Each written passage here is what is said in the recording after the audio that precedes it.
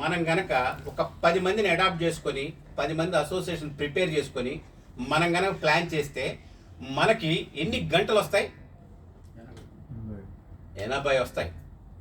అదే వ్యక్తి ఒక 100 నెంబర్స్ చేసుకోగలిగితే అతనికి ఎన్ని గంటలు వస్తాయి?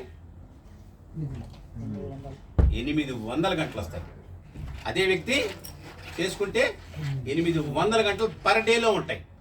అంటే దీని అర్థం మీరు 8 గంటల నుంచి ఎన్ని గంటలకి రీచ్ అయిపోయారు? 800 గంటల్ని యూటిలైజ్ చేసుకునే మూమెంట్స్కి వచ్చేసారు. ఒక నెలలో నువ్వెంత తెలియగలడువైనా నీకు బిజినెస్ కాలేదు. అదే గనక మంచి షార్ప్ అయినటువంటి, ఇప్పుడు మా అంజిబాబు లాంటి షార్ప్ అయినటువంటి క్యాండిడేట్ కనుక ఎంటర్ అయ్యాడు అనుకో, ఆటోమేటిక్గా బిజినెస్ అయిందనుకో, ఆ నెలలో నాకు కాని బిజినెస్ అంజిబాబుకి అవటం వలన, నేను అతని ఇంట్రడక్షన్ చేయటం వలన అతని ద్వారా నాకెంతో కొంత, ఇప్పుడు 90 రూపాయలు అతనికి వెళ్ళినా 5 రూపాయలు 10 రూపాయలు నాకు వస్తాయిగా. నేను సర్వేలు అవుతానా లేదా యాజ్ ఎ లీడర్గా? సో మనం లీడర్గా సర్వేలు అవ్వాలన్నా మంచి టీంని బిల్డ్ చేసుకోవాల్సిన బాధ్యత మనకుంది అనేది మనం గుర్తించాలి. ఏమై రైట్ ఆర్ నాట్? అట్లాగే మనం ఒక తెలివిగలవాడు కనుక ఒక కంపెనీలోకి ఎంటర్ అయితే ఆ కంపెనీ చరిత్రలే మారిపోతాయి. ఎట్లా మారుతాయి అంటే ఒక చిన్న మచ్చుకి ఒక మంచి విషయం మీతో షేర్ చేస్తాను. ఒకడు కాల్గేట్ కంపెనీలో ఎంటర్ అయ్యాడు. ఎంటర్ అయ్యి, అన్న మన ప్రోడక్ట్ని ఇవ్వాలి, ఎంత చేస్తున్నావు? ఇన్ని వేల టన్నులు చేస్తున్నావు అన్నాడు. మనం ఒక 10,000 టన్నులు చేస్తున్నాం అమ్మా అని చెప్తాడు. 10,000 టన్నులు కాదు 20,000 టన్నులు చేస్తాం అంటే ప్రోడక్ట్ డబల్ చేస్తున్నాం, దాని మీద వచ్చే రెవెన్యూ కూడా డబల్ అయిందిగా. దీనికి నాకు ఒక ఐడియా ఉంది, నా ఐడియాని మీతో షేర్ చేసుకుంటా. నాకేం ఇస్తారని అడిగాడు కంపెనీని. నీకేం కావాలి? మాకు 100 రూపాయలు వస్తే నీకు ఒక 5 రూపాయలు కానీ 10 రూపాయలు కానీ ఇస్తానని వాడికి కమిట్ అయ్యాడు. ఎవరు కమిట్ అయ్యారు? ఓనర్ కమిట్ అయ్యాడు. వీడు యాక్టివ్గా ఎనర్జెటిక్గా వీడికి ఉన్నటువంటి తెలిసిన నాలెడ్జిని ఓపెన్ చేశాడు. ఏమైనా ఓపెన్ చేశాడు? వీళ్ళది డైలీ యూజ్ చేసుకునే టూత్పేస్ట్. వీళ్ళది ఏంటి? డైలీ యూజ్ చేసుకునే టూత్పేస్ట్. ఈ డైలీ యూజ్ చేసుకునే టూత్పేస్ట్కి మనకి దాని యొక్క ట్యూబ్లో నుంచి వచ్చే ఏదైతే పేస్ట్ ఉంటుంది కదా, ఆ పేస్ట్ 2 mm డయాలో ఉంది. వీడిచ్చిన అడ్వైజ్ ఏంటంటే 4 mm డయా పెట్టేశాడు. 4 mm డయా తోటి ప్రిపేర్ చేసి మార్కెట్లోకి ఇష్యూ చేద్దామండి. మనకు ఆటోమేటిక్గా ఒక ట్యూబు అంతకుముందు నెల రోజులు వచ్చేది, ఇప్పుడు 15 days మాత్రమే వస్తుంది అని చెప్పాడు. ఎన్ని రోజులు వచ్చేది, ఎన్ని రోజులు వస్తుంది అన్నాడు? 15 days మాత్రమే వస్తుంది అని చెప్పాడు. ఆటోమేటిక్గా ప్రొడక్ట్ ఏమైంది? అంతకుముందు 10,000 టన్నుల నుంచి ఇప్పుడు 20,000 టన్నులు అయింది. వీడికి ఆదాయము అంతకుముందు వచ్చే పర్ టన్నుకి కాన్స్టెంట్గా ఉంటుందిగా ఆదాయం, ఇది ఇప్పుడు డబల్ అయిపోయింది. వీడు ఇచ్చిన అడ్వైజ్ సెట్ అయింది, ఆ కమిట్మెంట్ సెట్ అయింది. వీడికి ఒక్కరోజే వీడి టాలెంట్ని దృష్టిలో పెట్టుకుని కంపెనీ వాడు అనౌన్స్ చేశాడు. వీడు ముందుగానే కమిట్ చేస్తున్నాడు కదా. అట్లాగే మీరు కూడాను బల్క్ ట్రాన్సాక్షన్ మీద ఫోకస్ పెట్టండి. దేని మీద ఫోకస్ పెట్టాలా? బల్క్ ట్రాన్సాక్షన్ మీద. ఒక కంపెనీకి వెళ్ళండి, కంపెనీలో 100 మంది మనకి ఎవరు దొరుకుతారు? కంపెనీలో 100 మంది ఎంప్లాయీస్ ఉంటారు. ఒక్క మేనేజర్ని మాత్రం పట్టుకోండి, ఆ మేనేజర్ని బాగా ట్యూన్ చేయండి. అన్న నీ యొక్క ఆధ్వర్యంలో మీ కంపెనీలో ఉన్నటువంటి ప్రతి వాడికి ఒక ఇల్లు ఇప్పించిన వాళ్ళ కిందకు వస్తారు. వాళ్ళ పిల్లలు ఒక ఆస్తి అంటే తరతరాలకు ఉపయోగపడిద్ది. పిల్లలు మీ గురించి చెప్పుకుంటారు, మీ పేరు ప్రఖ్యాత అయింది. ఈ ఒక్క పని మీరు చేయండి. మీ జేబులో డబ్బులు ఏం పోటల్లా, డబ్బులు వాళ్ళవి, అడ్వైజ్ మీది, ఇంప్లిమెంట్ నీది, వాళ్ళది. కంపెనీ వాడు ల్యాండ్ ప్రొవైడ్ చేస్తాడు, వీళ్ళందరికీ ఇళ్ళు ఏర్పడతాయి. ల్యాండ్ అలాంగ్ విత్ హౌస్ చేస్తారు, తరతరాలకు ఉపయోగపెట్టుకుంటారు. మా పలాని బాస్ టైంలో మేము ఇల్లు కొనుక్కున్నామని వాడు గుర్తు పెట్టుకుంటాడు అని చెప్తుంది. ఇప్పుడు మీకు కూడా నేను ఇదే చెప్తుంది, ఒక మంచి ప్లాట్ఫామ్ దొరికింది కదా అని మిమ్మల్ని అందరినీ ఏం చేస్తున్నాను, మోటివేట్ చేసి మా దగ్గరకు రప్పిస్తున్నా. మీరు అనుకుంటారు సార్కి ఏం బెనిఫిట్ ఉందో అనుకుంటారు. సార్ బెనిఫిట్ పక్కన పెట్టండి, మీ ఇంటి బెనిఫిట్ గురించి ఆలోచించండి. ఎవరైనా సార్ బెనిఫిట్ పక్కన పెట్టండి, మీ ఇంటి బెనిఫిట్ గురించి ఆలోచించండి. అప్పుడు మీరు అనుకున్నటువంటి సక్సెస్ అవుతారు. ఏమై రైట్ అన్నాడు? ఇలా మనకి ఎన్నో అవకాశాలు ఉన్నాయి. అదే దీంట్లో ఉన్నటువంటి ముఖ్య ఉద్దేశం ఏంటంటేనమ్మా, మనకి మంచి ప్లాట్ఫామ్ దొరకటం కావాలి. ఇవాళ ఒక మహేష్ బాబుని తీసుకుందాం ఫర్ ఎగ్జాంపుల్. వాడు ఒక పిక్చర్ తీస్తే 5,000 థియేటర్లో రిలీజ్ అవ్వటం వల్ల వాడి రెమ్యునరేషన్ ఎంత తీసుకుంటున్నాడు? దగ్గరగా 100 కోట్లు తీసుకునే స్టేజ్కి వచ్చారు. ఎందుకంటే 2,000 కోట్లు కలెక్ట్ చేస్తుంది. అక్కడ మెయిన్ ఒక్క పర్సన్ వల్లనే ఆడుతుంది. ఆ ఒక్క పర్సన్ ఎంత డిమాండ్ చేస్తే అంత ఇచ్చేటట్టున్నాడు ప్రొడ్యూసర్.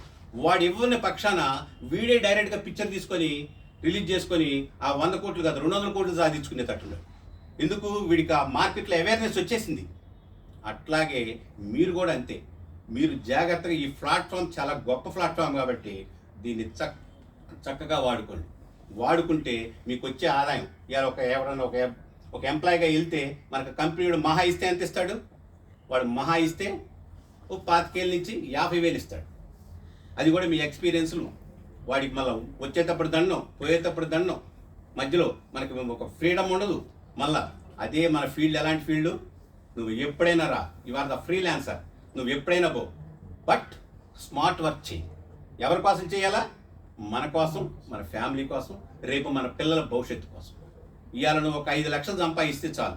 ఆ 5 లక్షలే నువ్వు ఇంకా మిగతా సంపాదిస్తావా లేదా పక్కన పెడితే ఇదే 5 లక్షలు మీకు ఏం చేస్తాయి తెలుసా? ఒక 5 years తర్వాత 10 అయి ఉంటాయి, ఇంకొక 5 years తర్వాత 20 అయి ఉంటాయి, ఇంకొక 5 years తర్వాత ఎంత అవుతాయి? లిమిటే లేదు. నువ్వు చేసింది ఒక్క డీలే. ఆ ఒక్క డీల్లో నీకు వచ్చిందంతా 5 lakhs. ఆ 5 lakhs దాన్ని పక్కన పెట్టేసి నేను డీల్ కాలేదనుకొని పక్కన పెట్టామనుకో, ఇంత రెవెన్యూ ఉంది దీంట్లో. ఈ చిన్న లాజిక్ మిస్ కాకుండా ఎవరికి వాళ్ళు పోరాడండి. పోయేదే ఉంది. పోరాడితే పోయిద్దా? కష్టపడతాం, ఇష్టంగా చేయండి. ఒక పిల్లవాడు ఎడ్యుకేషన్ చేసేటప్పుడు వాడిని ఇబ్బందితో పంపిస్తుంటాడు, వాడు ఇబ్బందిగా పోతుంటాడు. పోయేటప్పుడు అదే చదువుకొని బయటకు వచ్చి వాడు ఒక మంచి ఎడ్యుకేటర్ అయ్యి మంచి స్టేజీలో నిలబడ్డాడు అనుకో, వాడు మంచి స్టేజీలో నిలబడితే వాడి యొక్క ఆలోచనలు ఎలా ఉంటాయి? వాడి యొక్క ఆలోచనలు ఎలా ఉంటాయి? ఎక్స్ట్రాడినరీగా ఉంటాయి. వాడు ఆ కుటుంబానికి మా అబ్బాయి ఫారిన్లో చదువుతున్నాడని తండ్రి గర్వంగా చెప్పుకుంటాడు. మా ఊర్లో ఒక పిల్లోడు ఫారిన్లో ఉన్నాడని ఊరంతా గర్వంగా చెప్పుకుంటుంది. ఇలా అవకాశాలు ఉంటాయి. ఇక్కడ మీరు ఇంకోటి ముఖ్యమైన గమనిక చేయాల్సింది ఏంటంటే ఎన్నో స్టెప్స్ ఉన్నాయి. ఈ స్టెప్స్ అన్నింటినీ దాటుకుంటూ వెళ్ళాలి మనం. ఏదో ఒక స్టెప్ దాటంగానే పని అయిపోయింది ఈ పూటకి అనుకోవటం కాదు. ఒక వ్యక్తి డెవలప్ అవ్వాలంటే నంబర్ ఆఫ్ స్టెప్స్ ఉన్నాయి. ఆ స్టెప్స్ గురించి కూడా తెలుసుకోండి. వీటి వల్ల కూడా చాలా విషయాలు మీకు అర్థమవుతాయి. ఏంటంటే ఇవాళ మన ఊరు ఉంది, మన ఊరిలో మనం బలంగా కోరుకోవాలి. మనమే నెంబర్ 1 అవ్వాలని. ఏం కోరుకోవాలి? మనమే నెంబర్ 1 అవ్వాలని కోరుకోవాలి. అది వర్క్ అవుతామా? మన శ్రమ ఎంతో ఉంటేనే అవుతాం. ఎందుకు? ఆల్రెడీ అప్పటికే మన ఊళ్ళో తోపులు తురుంకాలు ఉంటారు. ఈ తురుంకాలని తోపుల్ని ఓవర్టేక్ చేయాలంటే మనం చాలా స్మార్ట్ వర్క్ చేయాలి, మంచి ప్లాట్ఫామ్ అందించుకోవాలి. అలాంటి ప్లాట్ఫామ్కి వెళ్ళాలి, మనం వెళ్ళి దాన్ని ఆస్వాదించాలి, దాంట్లో నుంచి మెరిట్స్ తీసుకోవాలి. అప్పుడు దాంట్లో ఉన్నటువంటి ఈజీనెస్ తీసుకొని దాని ద్వారా మనమైతే పైకి వెళ్ళాలి. అంతే తప్ప ఈజీగా అవుతుందా? సో మీరు ఈ విధమైనటువంటి కష్టాన్ని ఇష్టంగా సాధించండి. ఫర్ ఎగ్జాంపుల్ ఎన్ని స్టెప్స్ ఉంటాయో ఓవరాల్గా చెప్తాను. ఒక అబ్జర్వ్ చేయండి. మన ఊరు తర్వాత మండలం తర్వాత జిల్లా తర్వాత స్టేట్ తర్వాత కంట్రీ తర్వాత వరల్డ్. ఎన్ని స్టెప్స్ ఉన్నాయి? ఇవన్నీ స్టెప్సేగా. మనకు ఒక మంచి అవార్డు వచ్చింది. అవార్డు వస్తే world recognition award, Oscar award. అదే భారతరత్న, ఇండియా రికగ్నైజేషన్ అవార్డు. అదే మన పద్మ, ఇది మిగతా ఉంటాయి. ఏది మన ఇట్లా ఎన్ని సబ్జెక్ట్ ఉన్నాయంటే చెప్పుకునే దమ్ముండాలి కానీ, అవగాహన చేసుకునే శక్తి ఉండాలి కానీ చెప్పలేనని ఉంటాయి. నేను రైట్ అన్నాడు. చేత అయితే ఒక్కటి మాత్రం చేయండి, అపకారం మాత్రం చేయబాకండి. మీకు నిజంగా సమాజం మీద మంచి అభిప్రాయం ఉంటే అపకారం చేయబాకండి. అపకారం చేసినోడికి కూడా ఉపకారం చేయండి. ఎందుకు చెప్తున్నానంటే అపకారం చేసినోడికి జనరల్గా మనకి ఉపకారం చేసినోడికి ఉపకారం చేస్తాం, అది పెద్ద మ్యాటర్ కాదు. అపకారం చేసినోడికి కూడా ఉపకారం చేయమంటున్నానే, అది అసలు మ్యాటర్. ఇది మనకున్నటువంటి ఇతిహాసాల గురించి మీకు ఒక చిన్న ఎగ్జాంపుల్ చెప్తాను. ఇతిహాసాల్లో ఎంత సబ్జెక్ట్ ఉందంటే దాన్ని అవగాహన చేసే శక్తి, దాన్ని ఆస్వాదించే ఇది మనకుంటే అర్థమవుతుంది.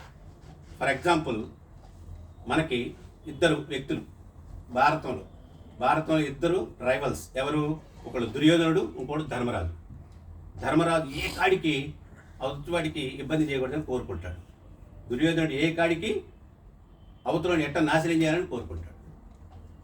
వీళ్ళిద్దరు ఒక యాటిట్యూడ్ స్టార్ట్ అయింది వీళ్ళిద్దరిలో. ఏం స్టార్ట్ అయిందిరా అంటే, నీకు ఈ యొక్క వీడు ఎప్పుడైతే ఈ విధమైనటువంటి యాటిట్యూడ్లో ఉన్నాడో వీడు మార్చుకోవట్లా. కానీ వాడు మనకు అపహారం చేసినా వాడికి ఉపకారం చేయాలనే బలమైన కోరికతోటి ఒక ఫైన్ డే వీడు ఒక కిరాతకుడైన రాక్షసుడి చేతిలో చిక్కుతాడు. చిక్కితే తమ్ముళ్ళు వాడు ఎంతో ఇబ్బంది చేశాడన్నా అని వాడిని అసలు వాడిని వదిలిపెట్టద్దు, వాడు ఇదే కంటిన్యూషన్ చేద్దాం, వాడికి ఇబ్బందిని మనం ఏమి సహకరించొద్దు అంటారు. అన్నగా ఇతను ఏం చెప్తాడంటే, ఒరే మనం 105 మందిని 100 మందిని కాదు, అదే మనం కొట్టుకునేటప్పుడైతే మనం 5గురం వాళ్ళు 100 మంది. అదే మనం ఎవడన్నా మన మీదకి గనక తగువకొస్తే మనం ఎంతమంది ఉండాలా? 105గా ఉండాలి తప్ప తక్కువగా ఉండకూడదు అని వాళ్ళ తమ్ముళ్ళకి హితబోధ చేసుకొని అతన్ని విడిపిస్తాడు. అప్పుడు అర్థమైంది అన్న గొప్పతనం తమ్ముళ్ళకి. ఊరికి అర్థం కాదు, ఒక వ్యక్తి యొక్క ఆలోచనలు భావాలు అర్థం కావాలంటే అతను ధర్మరాజు ఎందుకు అయ్యాడనేది, ఎందుకు కాలేదనేది, ఇలాంటి విషయాల్లో ఇది భారతం నుంచి నేను గ్రహించిన మంచి వాక్యం. ఇంకొకటి, ఎవరున్నారు? రాముడు ఉన్నాడు. రాముడికి రావణుడు ఉన్నాడు.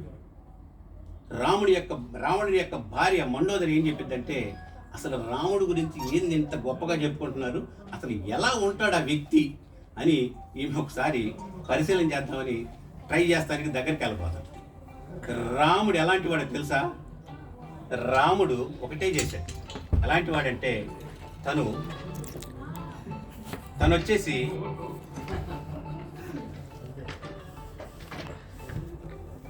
ఒక లేడీ యొక్క, దాన్ని ఏమంటాం, కొంచెం యువతలు కేసుకయ్యా, ఒక లేడీ యొక్క నీడ వస్తుంది దగ్గరికి. రాముడు చూస్తానికి ఎవరు వస్తున్నారు? మండోదరి వస్తుంది. ఒక లేడీ యొక్క దగ్గరకు వస్తుంది నీడ. ఒక లేడీ నీడ వస్తుందని మన క్యాండిడేట్ ఏం చెప్తాడు? దూరం వెళ్ళిపోతుంటాడు పరిగెత్తుకుంటా. ఇదేంటిరా బాబు, నేను ట్రై చేస్తున్నా కూడా దొరకట్లేదని అనుకుంటాడు. అప్పుడు అర్థమైంది ఎందుకు రాముడి యొక్క గొప్ప ఇంత గొప్పగా ఎందుకు చెప్పుకుంటున్నారంటే, రాముడి యొక్క గొప్ప ఇలా ఉంటుంది అని చెప్తున్నారు. అంటే ఒక లేడీ యొక్క నీడ కూడా పడటానికి ఇష్టపడని వ్యక్తి అనే ఇక్కడ మనకు స్పష్టమైంది. ఏమైంది? నీడ కూడా పడటానికి ఇష్టం లేని వ్యక్తి అని స్పష్టమైంది. ఇట్లా మనకి ఎన్నో నీతులు ఉన్నాయి. వీటన్నిటిని గ్రహించుకొని ఇవాళ మన ఫ్యామిలీలు ఏదైతే ఉంటున్నాయో వీటన్నిటి నుంచి అతీతులం కాదు మనం. ఎక్కడో ఒకసాట ఎవరికోడికి దొరుకుతానికి ఛాన్స్ ఉంటుంది. అందుకే మీ హ్యాండ్ అప్పర్ హ్యాండ్ అవ్వాలి, మిగతా వాళ్ళు లోయర్ హ్యాండ్ అవ్వాలి. దీనికి మనం ఏం చేయాలి? మనకున్నటువంటి ప్లాట్ఫామ్ని పర్ఫెక్ట్గా వాడుకోవాలి. దీనికి ఉన్నట్టు మనం ఏం చేయాలి? మనకున్నటువంటి ప్లాట్ఫామ్ని పర్ఫెక్ట్గా వాడుకోవాలి. అది ఎవడమైతే వాడుకోబడతామో, ఎవరికైతే ఆ యొక్క అవగాహన ఉంటుందో వాళ్ళే మంచి పొజిషన్లో ఉండే ఛాన్సెస్ ఉంటాయి. ఇవాళ ఒకడికి 5 లక్షలు రెంట్ వస్తుంది అంటాడు, ఒకడికి 50,000 రెంట్ కట్టాలంటాడు. సాయి దాంట్లో 4th ఫ్లోర్ వచ్చాయమ్మా. దీన్ని బట్టి మనకి ఏమర్థమవుతుంది? దీన్ని బట్టి మనకి కరెక్ట్ అనేటువంటి విషయం అర్థమవుతుంది. సో ఏంటమ్మా 5 minutes